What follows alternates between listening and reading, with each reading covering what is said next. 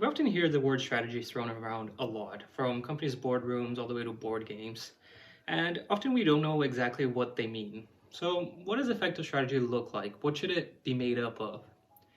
This is one of the topics that Richard Rumelt addresses in his book, Good Strategy, Bad Strategy. In the book, he breaks down strategy into three key components. The first thing it should have is a diagnosis. Now, this is an analysis of the situation at hand, outlining key potential factors and understanding those factors. So this is where you see classic things like SWOT analysis come in. So the analysis of strengths and weaknesses of your organization or you as an individual, and then opportunities and threats in your environment. It's really an understanding of key components of the strategic landscape that can then inform what decisions, what strategies you want to go after.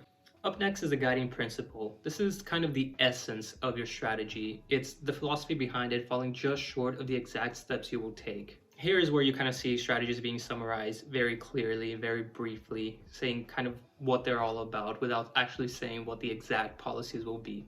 The third key component that a good strategy should have is coherent action. Now, no strategy is complete without actual action. It's fundamental for the strategy to actually materialize. And not only should there be action, but it should also be coherent. This is really important because if you have a set of actions that you could take, you need them all to be working towards your objective, all working towards your strategy so that they really can pack a punch. If they don't, then, well, you're just not really helping yourself. So what you need to do is make sure that you have a set of actions that really help bring to life your guiding principle. So let's go over how this may play out in something like foreign policy for a country. So here the diagnosis will be usually based, as Richard Rumelt says, in analysis of comparable previous cases to the situation at hand. So for example, if you had an aggressive or expansionist state, a comparable case that you might draw upon would be Hitler's Germany in the 1930s. And if this is the kind of case study that you're comparing it to, then your guiding principle might be to go about doing containment rather than appeasement, which was what was actually done in the 1930s. So if containment is the guiding policy, then the coherent actions could be stuff like economic sanctions, strong policies that would quickly punish any expansionism on the state's part, etc. The cool thing about the kernel is that it really highlights the breadth that comes with strategy. Not only do you need to be able to analyze things very effectively, you also need to be good at problem solving and then actually able to execute the strategy itself. So this is the kernel consisting of the diagnosis, the guiding policy, and coherent action. How can you go about using this? Well, I put together a few quick tips for you to actually use this in your day-to-day, no matter what your field is. If you're in business, playing board games, if you're working in diplomacy. So tip number one is to always make sure that you work through all three components of the kernel of good strategy.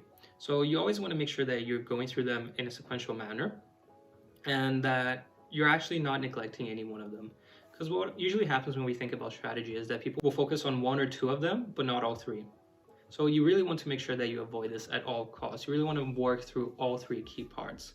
And this doesn't have to be done in a very extensive manner every single time. For example, someone playing a board game or an entrepreneur might have to do these rather quickly within one day or within an hour or within 10 seconds, even depending on your circumstance. But no matter how much time or resources you have to dedicate to the kernel good strategy, you always want to make sure that you're going through all three steps because they really work well together. And if you're missing one, you're missing a key component of what strategy is.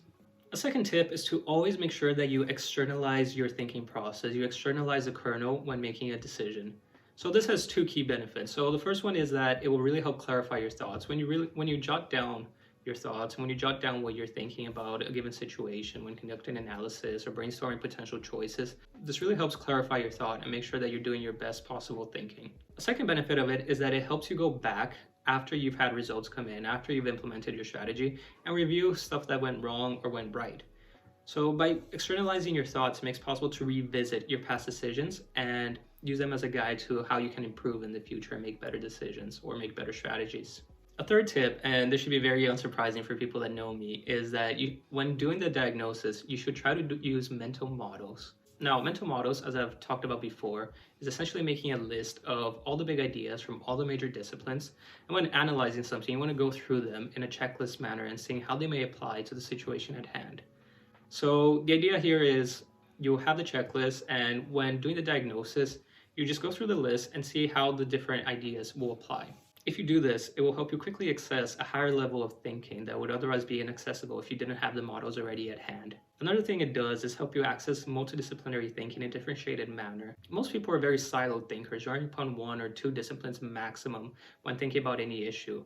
By thinking about an issue from many different perspectives, be it from physics, chemistry, economics, or international relations, you already manage to draw upon all of these different powerful models in a unique combination that not many people do when conducting similar diagnosis. So by using mental models as a diagnosis, it makes it possible to create far more unique and powerful strategies than your competition may be doing. So there you have it, Richard Romo's kernel of good strategy in his book, Good Strategy, Bad Strategy. I hope this helps, and if you have any thoughts or questions, please make sure to reach out. And if you enjoyed this video, make sure to hit that subscribe button, and I'll see you next time.